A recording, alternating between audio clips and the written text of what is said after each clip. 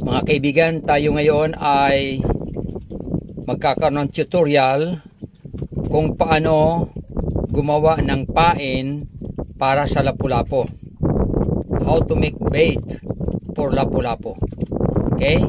So gagawin natin ito para may idea kayo kung paano ako nangangawil at kung paano ako gumagawa ng pain. Ito yung aking kawil. Ganyan lang kasimple, mahal kong mga kaibigan. Okay? Ating itabi muna yan dyan. Tapos dito natin ilalagay yung mga pain. Ang una nating gagawin, mahal kong mga kaibigan, ay kakaliskisan natin ito. Okay? Kakaliskisan natin ito para sa gayon ay madali nating gawain. Ayan. Okay? Okay, kinakaliskisan natin, mahal kong mga kaibigan. Ayan, pagkaliskis. Ayan. Okay. Alisin natin ang mga kaliskis, mga kaibigan. Okay. Ito na siya. Ayan. Ito na.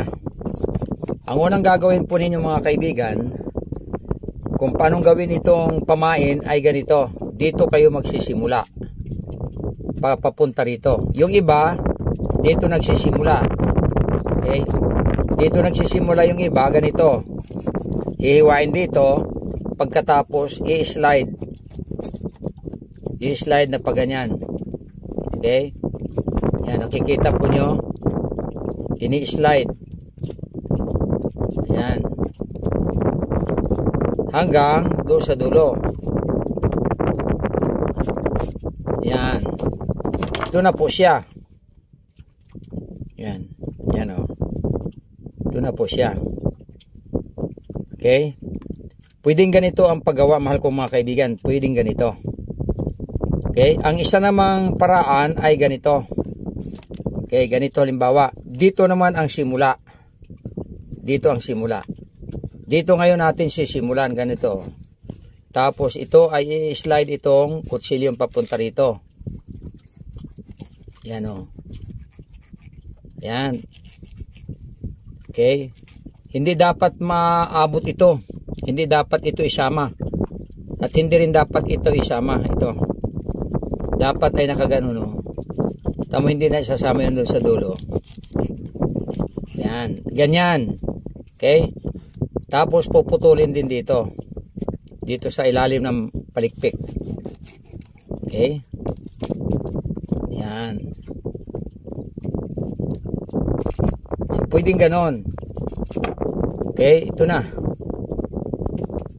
Yan na po ang pamain natin. Ngayon ay atin pong hihiwain na po yan. Hihiwain natin yan. At ganito po ang paggawa ng pain. Okay? Kung gusto po nyo na maliliit, pwede rin. Kung ganito, pwedeng ito ay hindi hatiin. Ito hatiin. Okay, ganito po. Inyo pong igaganito ha.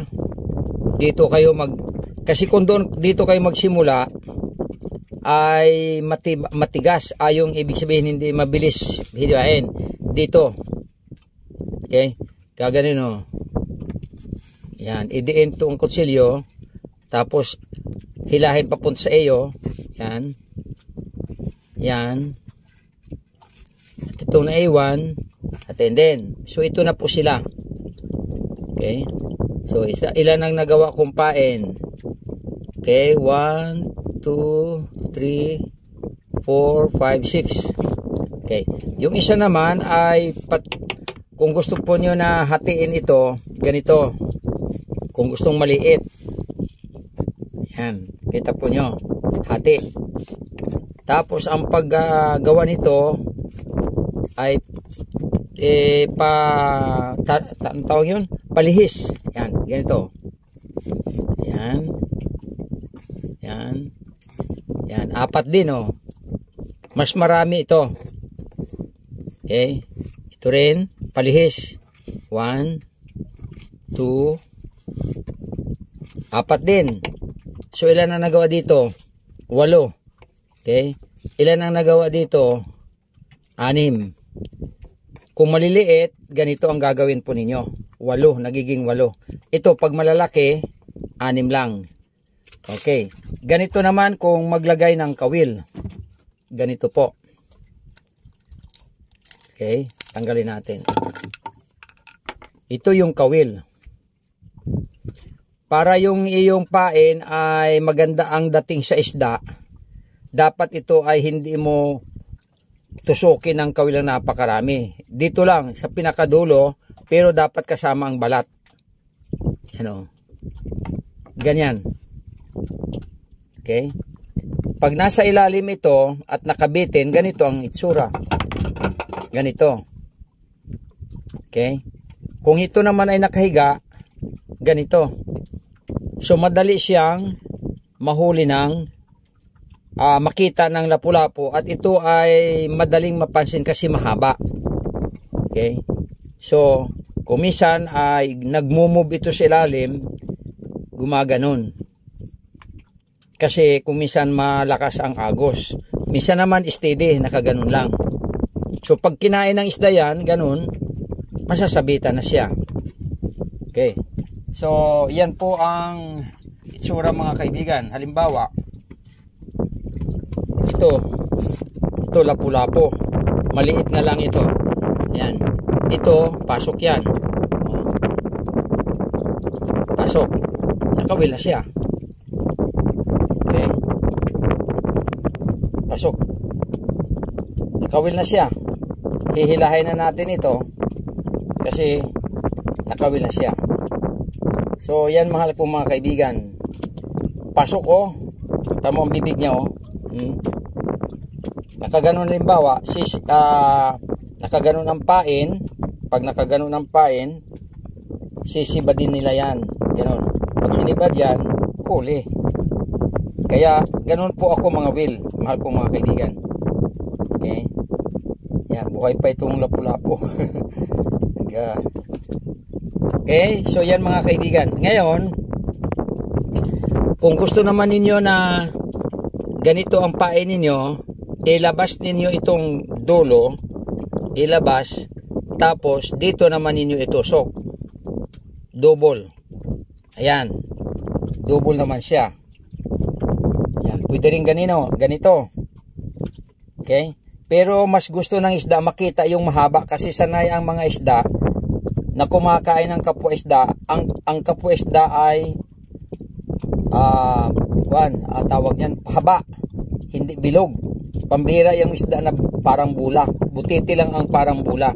Kaya ang gusto ng isda, pag nakikita ng isda, gusto nila yung tuwid, yung mahaba. Hindi tanggal. Yan. Gusto ng isda, yung nakaganon. Yan. Kaya madali sila mapansin, mga kabigan. Okay? So, yan ang aking itinuturo sa inyo kung paano gumawa ng pamain at kung paano sabitan ng kawil upang madali silang mapansin sa ilalim. Kasi kung ito ay tulad nito mga kaibigan na yan, di ba may bato po yan? May bato. Okay. Pag itapon po namin ito palayo, mauuna itong bato. Kaya pailalim sila, nauuna ang bato, pag ganun. Ang pain nasa taas. Bumababa yung bato, bumababa ang bato, bumababa ang pain, nauuna yung bato. Pagdating sa ilalim, yung bato ay maglalapat sa lupa. Ganun. Okay, halimbawa, ipakita natin. Yung bato nauna na sa ilalim, pak. Ayan. Ang kawil huling magbagsak. Kaya nakikita ng isda yung pain. Nauna na yung bato, pailalim, ang nahuhuli yung pain. Halimbawa, ganito. Bumagsak na yung bato. So, sumusunod ngayon yung pain. Yan. Kung saan man siya maglagay, kung dito, banda dito, hiwalay na sa bato. Okay? Naghiwalay na siya. Pwede rin na paghabang tumatagal, kinukuha ng isda, pag hinila mo ganun, lalapit yung bato. Pag hinila mo, magiging malapit yung bato. Hihilahin na naman ng isda ito, lalayo naman sa bato. Pag hinila mo, lapit na naman sa bato. Ganun. Ganyan mahal kong mga kaibigan. Ganito ako, this is how I do it. Okay? Ganito po ako gumawa ng kawil, prepare ng sinker. Ito ang sinker, itong bato. Ito yung kawil, ito ang line o nylon, ito ang hook. Itong hook, itong kawil. Ito yung line, ito yung nylon. Ito yung sinker, ito yung nagpapabigat. Ito yung bait, ito yung pamain. So mahal ko mga kaibigan, sana nakatulong po ako sa inyo. Sana ay, kung kayo ay mga ngawil, dapat ganito. Okay? Dahil dito sa Bahura, napakaraming bato. Kaya kailangan ganito ang style ng pangangawil. Pagdating sa Bahura, paglapat niyan, ganyan, kakainin ng isda. Okay, mahal kong mga kaibigan, salamat po. Sana'y may natutunan po kayo. At inanyayahan ko kayo na subukan ninyo. Baka sakaling kayo ay magtagumpay sa inyong pangangawil. Lalo tigit ay naituro ko na sa inyo ang paggawa ng pain. Okay, salamat po. Ito yung mga pain. At ito, ready na po itong itapon. Pag itapon ko na ito, nagre-ready na rin ako na hilahin ko yung isda. Okay, God bless you, mahal kong mga kaibigan. Pagpalain kayo ng Panginoon, sumainyo ang pagpapala.